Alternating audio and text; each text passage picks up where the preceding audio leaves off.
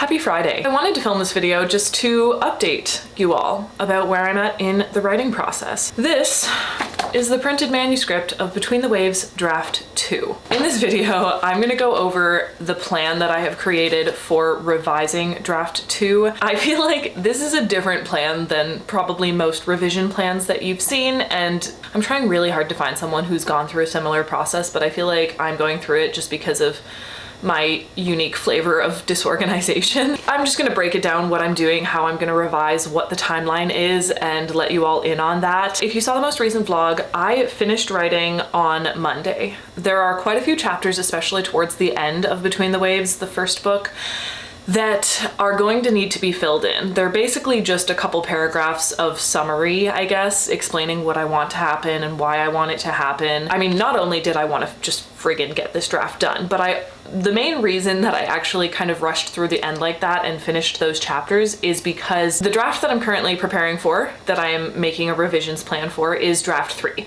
And as usual, draft 3 is going to be an amalgamation of all the previous drafts.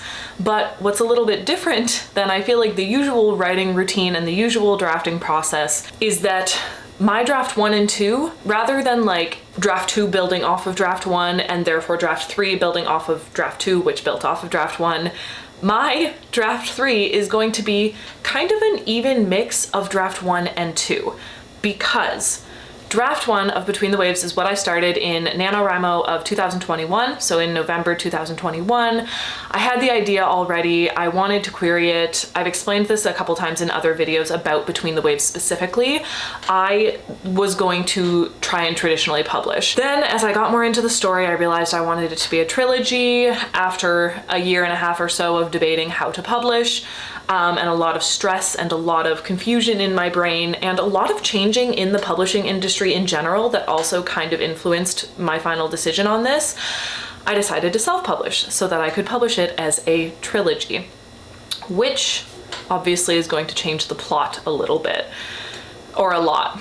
It changed the plot quite a bit, actually. So that first draft did get finished. It got finished as though I was going to traditionally publish. And then I finished it sometime around March, I believe, of 2022. And it was written as a standalone novel with series potential, because that is how I was going to try and get an agent with it. When I decided that I wanted it to be a trilogy, I ended up replotting and rewriting most of it, starting in July of 2022. Which is where this came from. This one was written in the context that it was going to be part of a trilogy, and therefore the story arcs shifted a bit, the plot changed. So while I was writing this one, I did a lot of going back into the first draft and kind of pulling scenes from there, because there were a lot of scenes in that first draft that I really, really loved. I didn't want to get rid of everything that was in that first draft. So that's how we got here. Welcome to Between the Waves Draft 1, 90,000 words, finished March 4th, 2022, and Draft 2, finished April 10th, 2023, with 72,505 words. Draft 3 is going to be basically all of the scenes that I love and all of the plot points that I love from both of these books worked into the context of a trilogy, of being the first book in a trilogy. And that's why I feel like this one's going to be complicated, is because of the change of context, I guess, that the book has gone through. So I did what I've been thoroughly enjoying lately, and I created a lovely little kind of like bullet journal page tracker for Between the Waves revision plan for draft 3. It's split down the middle because this is the checklist that I need to do for the original draft, draft 1. This is the checklist that I need to do for draft 2.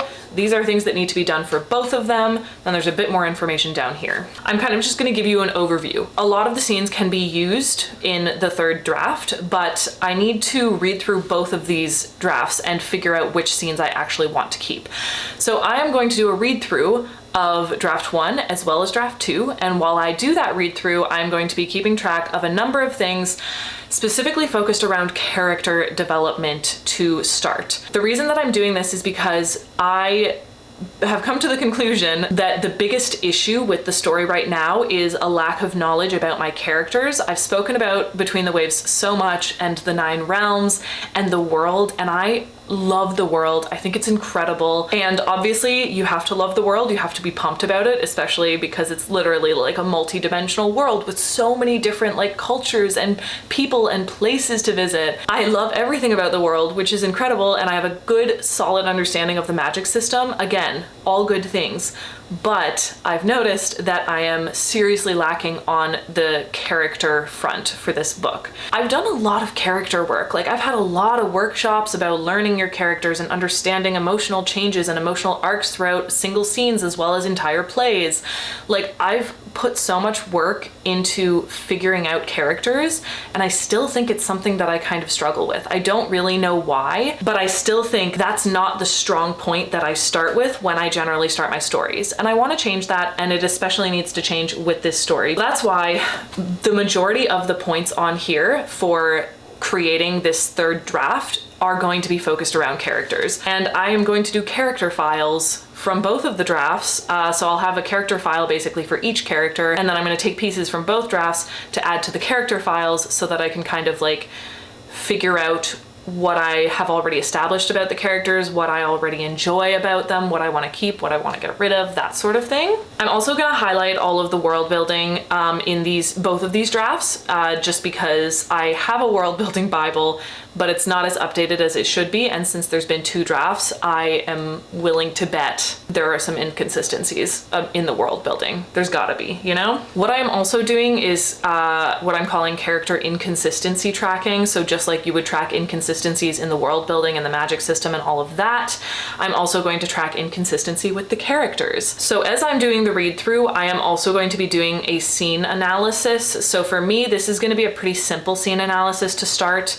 I'm basically just gonna number the scenes and I'm gonna write them out on note cards, and I'll probably put the basics, for example, like a 1-sentence description of what's going on in the scene, the general emotional transition, positive to negative, negative to positive, and so on overall throughout the scene. So just very general scene cards. I'm gonna write them all out as I read through both of these drafts. So this read through, as well as all the notes that are coming with it and the scene tracking and character tracking and little world building tracking stuff, I am going to do from now until May 5th. So I've got about 20 days to do that. I'm not too worried. I think it'll only take a few days probably to read through the manuscripts. So I'm kind of giving myself 10 days for each manuscript. Then from May 5th to May 14th, so for another 10 days, I'm gonna spend those 10 days going through my notes and creating an actual revisions plan. I wanna have all of my scenes decided on.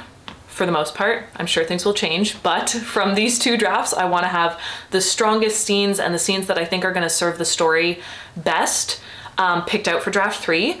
And I also want to know my characters so much better. I don't really know how to quantify that goal yet, but that's why I'm hoping that these read-throughs are going to give me more insight on the characters and where I was trying to go and the strong aspects of who they are and what their flaws actually truly are and what their arcs are going to be. So the main goal of these read-throughs for the next 20 days is to get the characters figured out, honestly. That's what I would say, because I have so many scenes that I've already written that I really love, but I need to know my characters because that is what's going to determine which of those scenes is going to be strongest. Like the way that I want my characters to grow throughout the first book and then throughout the trilogy as a whole is massively influential over which scenes I choose to put in this first book and which scenes I choose to move to the next book and how the arc goes over the trilogy itself. And I want to have that plan created and feel really, really good about my characters and the new plot by May 14th. So basically, read through these 2.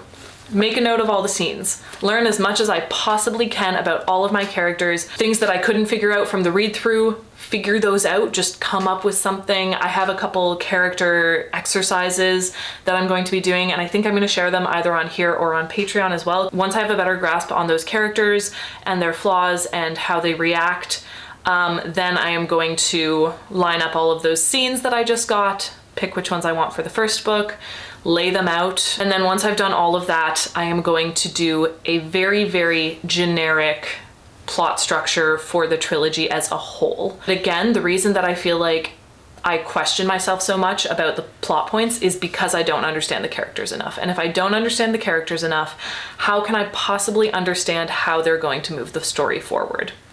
See what I'm getting at here? So that is the plan. That's how we are going to prepare ourselves for draft 3. I'm excited. I'm a little anxious because I know how much I struggle with characters, but thank you all for being here. I hope that you're enjoying the chaos. I'm so excited to like put these 2 drafts together. I feel much better now about the decision to self-publish. I feel like it gives me better direction. I know a bit better what I can do with the book now because of the avenue I've chosen, which is amazing, and I feel more stable in the story itself. So I'm so stoked to get into draft 3 because this is going to be the draft that is most aligned with where I've decided to go with this story, and I'm just excited. I'm so excited. So I hope that you all enjoyed this video, and I hope all your projects are going wonderfully. And if you want more behind the scenes stuff, you can always check out my Patreon. I also have a couple exclusive videos going up on Patreon this month, which is exciting. So yeah, check that out if you feel like it. Thanks so much for being here and for watching the video. Don't forget to smile, and I'll see you in the next one. Bye.